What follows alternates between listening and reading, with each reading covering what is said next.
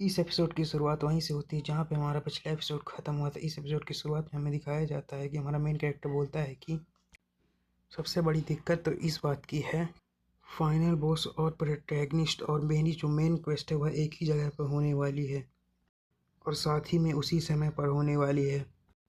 पता नहीं मैं कैसे इन सभी चीज़ों को एक साथ संभाल पाऊँगा। तभी हमारा मेन कैरेक्टर इन सभी चीज़ों को सोचते हुए सोचता है कि ज़रूर इस इवेंट में कुछ बड़ा होने वाला है, तभी मुझे इतने सारे काम साथ में करने के लिए मिले हैं। तभी हमारे मेन कैरेक्टर के सिस्टम पे नोटिफिकेशन आता है जहाँ पे उसे एक स्किल मिली होती है जो कि एक डुप्लीकेट करने की स्किल होती है। तभी हमारा मेन कैरेक्टर इस स्किल को देखते हुए बोलता है आखिर ये सब हो क्या रहा है। तभी हमारा मेन कैरेक्टर सोचता है या तो एक कॉपी करने की स्किल वाला मैं इसे यूज क्यों करूँगा, और यह स्किल तो फाइनल बॉस की होने वाली थी। आखिर मुझे फाइनल बॉस की स्किल क्यों मिली है, क्या मैं फाइनल बॉस की स्किल का यूज़ कर सकता हूँ। तभी हमारा मेन कैरेक्टर सोचता है अगर मैंने अभी इस स्किल का यूज़ किया तो ये मेरे लिए अच्छा नहीं होगा। साथ ही में हमारे मेन कैरेक्टर के बारे में बताया जाता है कि हमारा मेन कैरेक्टर एकेडमी के अंदर जो बंदे सबसे ज़्यादा रिसोर्सेज पाते हैं, हमारा मेन कैरेक्टर उनकी लिस्ट में आता है। जैसे कि एलिनोर एलिया, इनका पोटेंशियल लेवल बहुत ही ज़्यादा है तो इन्हें बहुत ही ज़्यादा रिसोर्सेज, उसी तरह हमारे मेन कैरेक्टर का भी पोटेंशियल बहुत ही ज़्यादा है जिसके कारण एकेडमी हमारे मेन कैरेक्टर को भी बहुत ही ज़्यादा रिसोर्सेज देती है। तभी हमारा मेन कैरेक्टर सोचता है कि एलिनोर आगे चलकर बहुत सारे चीट स्किल को पाएगी तो मुझे उसकी एक स्किल यूज़ करने में कोई दिक्कत नहीं होनी चाहिए। तभी हमारे मेन कैरेक्टर को याद आता है कि कल एक इवेंट है। तुम्हारा मेन कैरेक्टर सोचता है मुझे कल के इवेंट के लिए तैयारी करनी चाहिए जो कि कल होने वाला है, और वो बोलता है लकीली मेरे पास कुछ ऐसी चीज़ें हैं जो मुझे इस एकेडमी में सरवाइव करने के लिए बहुत ही ज़्यादा काम आएंगी। इसी दौरान हमारा मेन कैरेक्टर रात में कहीं जाने के लिए निकल चुका होता है। उसने अपने आउटफिट को पूरी तरह से चेंज कर लिया होता है और उसने अपने चेहरे को भी एक मास्क से छुपा चुका होता है। इसी के साथ हमारा मेन कैरेक्टर दाऊद एकेडमी के ओल्ड इक्विपमेंट डिपार्टमेंट में आ चुका होता है। तभी हमारा मेन कैरेक्टर इस इक्विपमेंट हाउस को देखते हुए सोचता है मुझे अपने पॉइंट्स का यूज़ यहाँ पे करना चाहिए। इसी के साथ हमारा मेन कैरेक्टर अपनी एजिलिटी और अपने चेहरे को छुपाने के स्किल को इंक्रीज कर लेता है। तभी हमारा मेन कैरेक्टर सोचता है मैं बहुत सारी सिक्योरिटी को तोड़ने के बाद इस जगह पे पहुंचने में कामयाब रहा। इस जगह को SR ट्रायर फार्मिंग रूम कहा जाता है।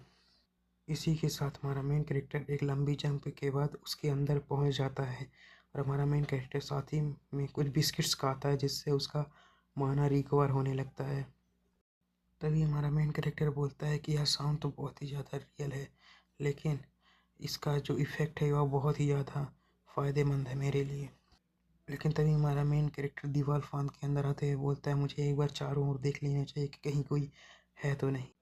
तभी हमारा मेन कैरेक्टर बोलता है कि इस इक्विपमेंट रूम में आने के बाद मुझे सभी चीज़ें मिल चुकी हैं लेकिन बहुत देर से मैं जिस चीज़ को ढूंढने की कोशिश कर रहा हूँ वो मुझे नहीं मिल रहा है। मेन कैरेक्टर सोच रहा होता है वह एक पॉट है जिसमें हज़ारों सालों की पावर्स को इकट्ठा करके रखा गया है। अगर वो पॉट मुझे मिल जाए तो मुझे बहुत ही ज़्यादा फ़ायदा होगा।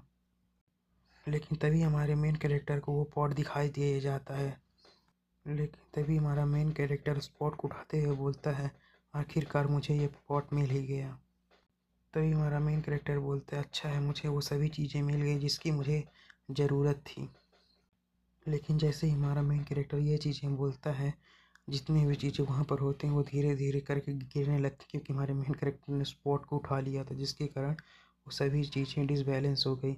इसी के साथ वो सभी चीज़ हमारे मेन कैरेक्टर के ऊपर गिरने लगती हैं तो हमारा मेन कैरेक्टर चिल्लाने की कोशिश करता है। लेकिन इसी के साथ हमारे मेन कैरेक्टर के गोद में आके एक सुंदर सी लड़की गिरती है जिसका कि नाम यूरी है और ये हमारी थर्ड फीमेल लीड होने वाली है और ये भी हमारे मेन कैरेक्टर के हैरम लिस्ट में ऐड होने वाली है। साथ ही में हमारा मेन कैरेक्टर यूरिया को देखते ही बोलता है कि यह इस मानवा के सेकंड पार्ट की सेकंड फीमेल बॉस होने वाली है और साथ ही में इसका निक नेम सॉर्ड कर्ड सॉर्ड गॉडेस के नाम से जानी जाती है। तभी वहाँ पर यूरिया अपनी आंखें खोल लेती है जिसे देखकर हमारा मेन कैरेक्टर बहुत ही ज़्यादा डर जाता है। तभी हमारा मेन कैरेक्टर यूरिया को देखते हुए बोलता है कि जिस आइटम को मैंने अभी अभी उठाई है उसकी ओरिजिनल हायर है। इसीलिए यह इस ओल्ड इक्विपमेंट रूम में रह रही थी। लेकिन तभी हमारे मेन कैरेक्टर के सिस्टम पे नोटिफिकेशन आती है कि आप लाइफ थ्रेटनिंग सिचुएशन में फंसने वाले हैं। तभी सिस्टम बोलता है कि यह एक लाइफ थ्रेटनिंग सिचुएशन, इसीलिए हम आपकी सर्वाइवर स्किल को ऑन कर देते हैं और यह स्किल EX रैंक की है। तभी यूरिया उस पर अटैक कर देती है और हमारा मेन कैरेक्टर यूरिया को अटैक को डॉज करते हुए बोलता है कि यह एक मिस अंडरस्टैंडिंग थी। और हमारा मेन कैरेक्टर बोलता है कि मुझे आपके जगाने का कोई इरादा नहीं था, लेकिन प्लीज़ मुझे माफ़ कर दीजिए अगर मुझसे गलती हो गई हो। लेकिन भाई यहाँ पे हमें यूरिया को दिखाया जाता है कि जो कि बहुत ही ज़्यादा गुस्से में होती है और वह हमारे मेन कैरेक्टर के अटैक किए जा रहे। हमारा मेन कैरेक्टर अटैक को डॉज करते जा रहा था। इसी के साथ हमारा यह एपिसोड खत्म हो जाता है। अगर आपको ये वीडियो अच्छी लगी तो लाइक कमेंट सब्सक्राइब जरूर करें और अगले वीडियो के लिए वेट जरूर करें, क्योंकि अगले वीडियो हम देखेंगे कि आखिर हमारे मेन कैरेक्टर का क्या होने वाला है।